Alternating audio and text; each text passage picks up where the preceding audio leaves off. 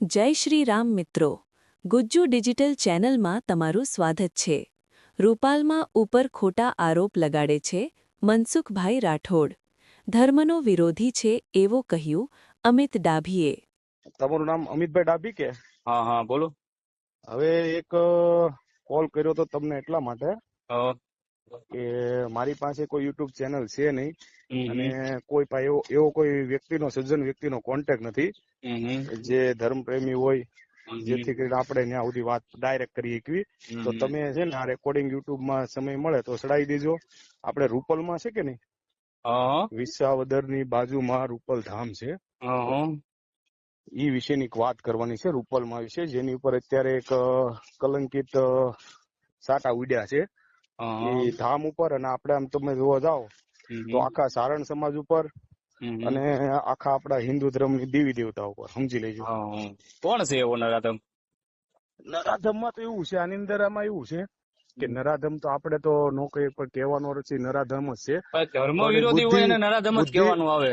એમાં એવું છે, મનસુખ રાઠોડ કરીને છે, રામોદ નો દલિત સમાજ નો યુવાન, મોટી ઉંમરનો છે, પણ એનો મૂળભૂત હેતુ તો હિન્દુ ધર્મના દેવી દેવતા સંસ્કાર રીતિ રિવાજનો વિરોધ કરવાનો પહેલેથી એનો આ રિવાજ છે.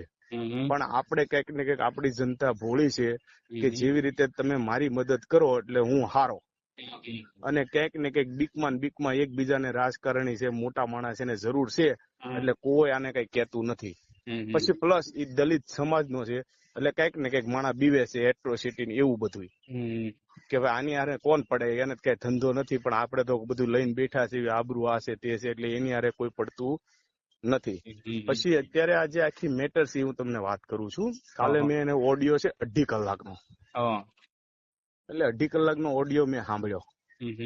રૂપલમાં કરીને છે અત્યારે ખ્યાત નામ છે આપણે માતાજીની અંદર રૂપલમાં. ખબર છે મને. પ્રેમપરા વિસાવદરની બાજુમાં રૂપલભાઈ ના મોટા ભાઈ જીણાભાઈ અત્યારે હેડલિંગ કરે છે એવું મેં ઓડિયોમાં સાંભળ્યું. હવે મૂળ વાત શું છે એ તમને માહિતી ન હોય તો હું કહું તમને. ના, મને વાત કરો ને થોડીક. મેં સાંભળેલું પણ મને કઈ ખ્યાલ નથી બહુ લાંબો. હવે કાલનો ઓડિયો છે, વસંતભાઈ ની ચેનલમાં ચડાવ્યો છે. જે વ્યક્તિ ફોન કર્યો છે એ પારસભાઈ નામ છે એનું. પારસભાઈ? હા. અને એક આપણે એવું જાણવા મળ્યું કે રાજવીરભાઈ કરીને છે જે એ રૂપલમાના નાના ભાઈ છે, અને પારસભાઈ ની હારે એને મુલાકાત થઈ પછી એકબીજાને વિશ્વાસમાં આવીને એકબીજાના વિશ્વાસથી એકબીજા એક માનતા રખાવી છે. જે કાંઈ હશે કારણસર એ આપણે તો આપણી સુધી વાત નથી પોગી, આપણે કઈ પર્સનલ વાત નથી કરી, એટલે આપણે જે સાંભળ્યું એ હું તમને વાત કરું છું કે એને એ કઈક વિશ્વાસમાં લઈને 15-16 લાખ રૂપિયા એને આપ્યા, અને 15-16 લાખ રૂપિયા આપ્યા પછી ઈ ભાઈએ 5-6 મહિના આ ભાઈને ઉલ્લુ બનાવ્યા, રાજવીરભાઈ પોતે, કે હું તમને આજ આપું ને કાલ આપું, એના પપ્પા વાત કરાવીને એમ. પછી માલસુરભાઈ જે છે એ રાજવીરભાઈ ના પપ્પા છે, જેવી રીતે આ રૂપલબાના પપ્પા રૂપલમાના. તો અત્યાર સુધી પાક્કું પ્રૂફ એ નથી કે રાજવીરભાઈ એની ધારે વાત કરાવી હોય એવું સમજણ પડી. એવા કોઈ રેકોર્ડિંગ નથી, અને માલસુરભાઈ ને કોઈ વાત કરે તો એમ કે છે હું ફોન રાખતો નથી. હવે આવી રીતનું બન્યું છે એટલે ઓલા ભાઈએ એની રીતે પોલીસ કેસ બધી રીતનું કર્યું છે, પોલીસ કાર્યવાહી તમામ પ્રકારનું જે પારસભાઈ છે કે નહીં એને બધા પ્રકારની એફઆઈઆર કરેલી છે કે આ વ્યક્તિ મારી યાર આવું કર્યું છે, જે કઈ પ્રકારનું હોય.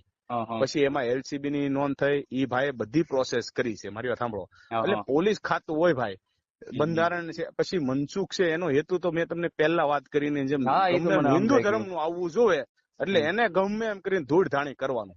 જેવી રીતે ભોળાદ વાળા બાપુ હતા એને ગમે એમ કરીને ભેગા થઈને એ બધું બંધ કરાવી દીધું એને, બીજા ભોળાદ વાળાને, સુરાપુરા ધામને ગમે એમ કરીને આમ તેમ બોલીને બદનામ કરી. એવી રીતે રૂપલમાનું અત્યારે નામ લીધું એને, તમને કહો. અને આની અંદર રૂપલમાનો પ્રશ્ન નથી તોય એને પૂછ્યા વગર કારણ વગર એનો ફોટો એને મોકલી દીધો. એટલે એનો કહેવાનો અમે દાદા છે એમ સમજણ પડી આ દુનિયાના.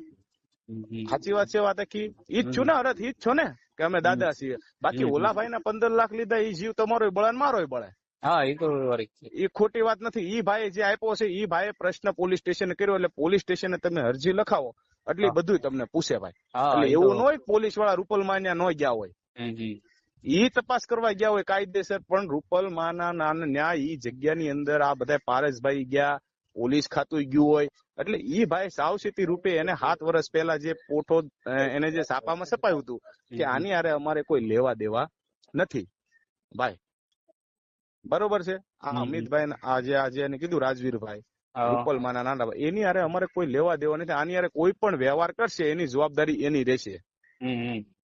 આ વ્યક્તિ અમારા કૈયામાં નથી, એટલે અમે આની હારે અમારે કોઈ લેવા દેવા નથી. જે વ્યવહાર કરવો એની ઓલી છે. એટલે ઈ તો સમજી લેજો, બંધારણની હિસાબથી અને નીતિની હિસાબથી સમાજના હિસાબ એને આપણે દોષ જ નથી દઈ શકતા. આવું હું નથી કેતો ભાઈ, આવું કાયદેસર નીતિ કે છે, ચોપડા કે બંધારણ કે છે, જે બાબા સાહેબ લખી ગયા ને ઈ કે છે, હું નથી કેતો. બરોબર છે ભાઈ. પછી બીજું કે રૂપલમાં તો અવડું મોટું નામ છે, તો એની નામે અને બીજું હાલની તારીખની અંદર બીજું તમને કહો, આ એમ કેતો હોય કે ઢોંગ છે, ધતિંગ છે, આ બધું ખોટું છે, તો રૂપલમાં ત્યાં તમે જાઓ જૂની જગ્યામાં, કોઈ જગ્યાએ બોર્ડ નહીં માર્યું હોય ભાઈ, પણ એની જગ્યામાં બોર્ડ માર્યું છે, અહીંયા દોરા ધાગા કોઈ પણ પ્રકારની માનતા રાખવી નહીં. તમે જૂની જગ્યામાં જાજો ને લખ્યું છે. બરોબર. પછી બીજું, આ જે પારેશભાઈ એના સંપર્કમાં આવ્યા તો એમ કે છે કે એના ભાઈ કોઈક નીચે રહેશે ને બીજા, તમને કહો એના મિત્ર હતા રાજવીરભાઈ ને એના સંપર્કમાં આ આવ્યા, તમને કહો બરોબર. આ આવ્યા એટલે ઈ બેન પરિચય છો, ઓડિયો ની અંદર બધું આપણે સાંભળ્યું, એમાંથી એકબીજાને વિશ્વાસ આવ્યો ને પણ આ વસ્તુ આપણે અમે એક જોઈ તો માન્યતા જ નથી, કેમ કે રૂપલમાને શું જરૂર છે ઈ વિચાર કરો. નહીં, મારી વાત સાંભળો, તમને કહું રૂપલમાના નામે કર્યું છે. એમાં એવું છે કે આ રૂપલમાના નામે એટલે શું છે, મોટા મોટા કોઈ ધામો હોય છે ને, આવા ધામની અંદર એને સોશિયલ મીડિયામાં વાયરલ થવા માટે આ બધા સ્ટન્ટ હોઈ શકે એમ.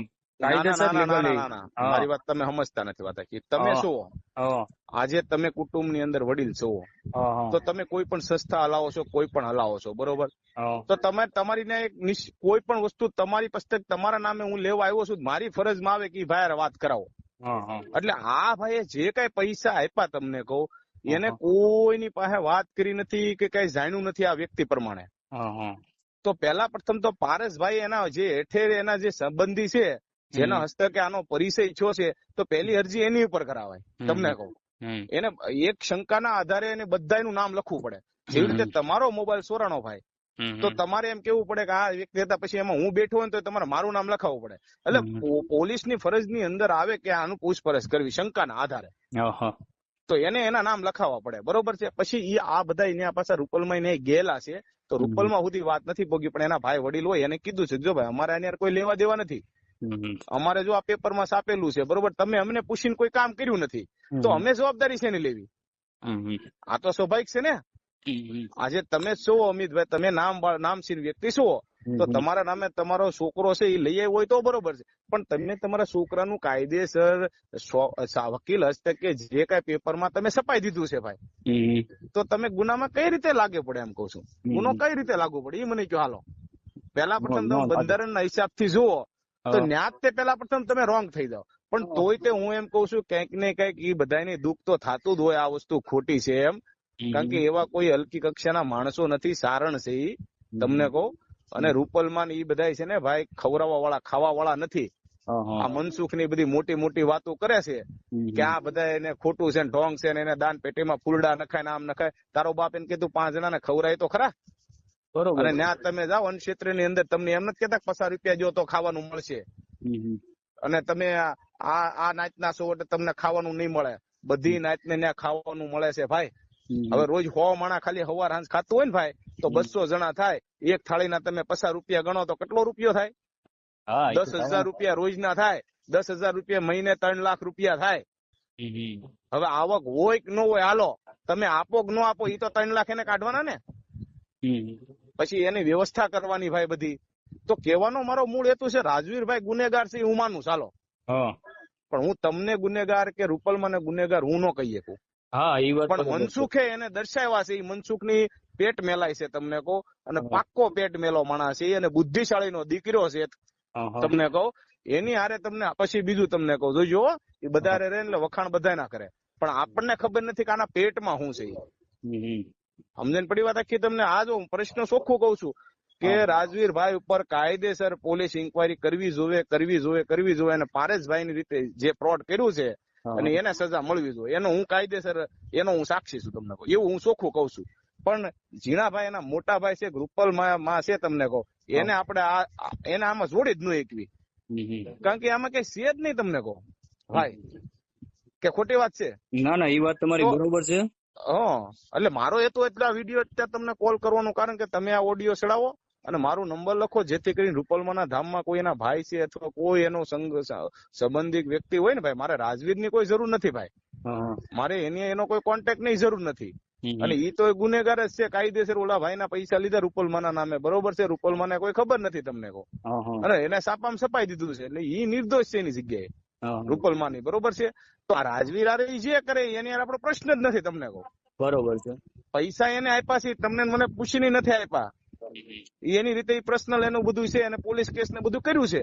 તો મનસુખ ને આની અંદર ક્યાં પડવાનું જરૂર? મનસુખ ક્યાં મોટો મોદીનો દીકરો છે તમને કહો, કેન્દ્રીય મંત્રી છે, કે ઈ કાંઈ કેમ વાંધો થઈ જાય? નહીં. જો મારી વાત સાંભળો, તમારી હા. મંજૂરી હોય તો આ ઓડિયો હું રેકોર્ડિંગ ચડાવું તો તમને કઈ અને અને બીજું, આ ઓડિયો તમને મેં માત્ર ને માત્ર હિન્દુ ધર્મના આપણા દેવી દેવતાના પસ્તક જાગૃતતા માટે કર્યો છે, કે આવા મનસુખ જેવા યુટ્યુબર ઘણા જેવા પેટ મેલા કે હા, હા. જેનથી શેતીને રહેવાનું. હા, હા. એને એની એક વસ્તુ યાદ રાખજો, ઈ જયારે તમારી પાસે આવે ને તો પહેલા એમ પૂછજો કે તું ભગવાનને માને છો? પહેલો જ પ્રશ્ન એની કરજો ને એમ કે ભગવાનને નથી માનતો ભાઈ, તો એની હારે આપણે સંબંધ રાખીને શું કામ છે? હા, એ વાત તમારી ચોક્કસથી સાચી વાત છે. એમ વાત છે. જે માણસ આપણા માતાજી નથી માનતો, કોઈને નથી માનતો, આપણા ધર્મને નથી માનતો, તો એની હારે તમારે રહીને શું કામ છે? અને બીજું કે જે લોકો આને ફોન કરે છે, તમને કહું તો મારો એટલો કહેવાનો હેતુ છે કે એટલો સંપર્ક કોઈ, હું એમ કઉ છું, કોઈ આશ્રમની અંદર જઈને વાત કરે ને ભાઈ, કોઈ માણસ એટલી નોંધ લે.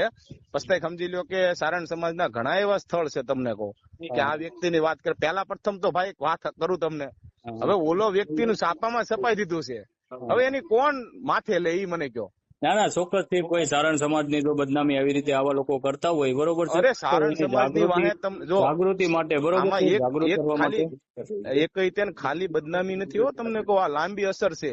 હવે એક રૂપલમાં આવડા મોટા નામ થાય એટલે જે હાસા છે, જે ધર્મ છે, જે માતાજી ખોડિયારમાં છે, રૂપલમાં ખોટા તો એની વાહે બધા ખોટા પડે, એ ખબર છે તમને?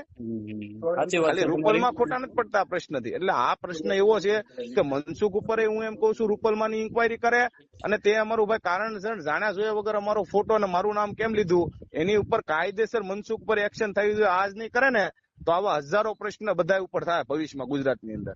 હવે આ રાજવીરભાઈ ગુનેગાર છે, એ 100% છે, હું મારું કેવું છે. અને મારો નંબર નાખજો, તમે તારે જો કોઈ પણ ને આ બાબતે ઇન્કવાયરી કરવી હોય મારી હારે કરી શકે છે. પણ બીજું કે આ મેટરમાં મારે પારેશભાઈ હારે કોઈ લેવા દેવા નથી, જેના પૈસા લીધા ને રાજવીરભાઈ હારે મારે કોઈ લેવા દેવા નથી તમને કહું. હલો, મારે માત્ર ને માત્ર મનસુખ હારે લેવા દેવા છે, એના વિરોધમાં મેં આ તમને ફોન કર્યો છે કે એની જે નીતિ છે એ કાયદેસરની ખોટી છે તમને કહું. હો, હા, એ કાંઈ જય વાંધો નહીં. ભોળાનાથ. મેં તમને એક વાર ચોક્કસ, પ્રશ્ન કર્યો, મારા પ્રશ્નનો જવાબ હા, જો છે બોલો.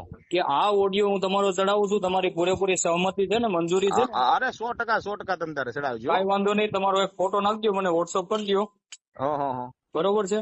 ફોટો નાખવો પડશે, નકર હા, તમે તારે ફોટો. આમને ખાલી સિમ્પલ નાખી દો અને નામ લખી નાખો પંકજ ચૌહાણ. ફોટાની એમાં કોઈ આવશ્યકતા નથી તમે તારે. તમને કઈ પ્રોબ્લેમ ન હોય તો નાખો એમ. ના, પ્રોબ્લેમમાં એવું છે ફોટો આપણે પાડતા નથી, અને ફોટાની અંદર કોઈ અરજ નથી. નંબર હોય આપણું આખું નામ છે ભાઈ, એનું કોઈ તમ તારે ટેન્શન નથી તમ તારે. કાંઈ વાંધો નહીં, સારું, હાલો આપણે ઓડિયો ચડાવી દો. એ ઓકે, જય ભોળાનાથ. જય ભોળાનાથ, જય માતાજી. જય માતા.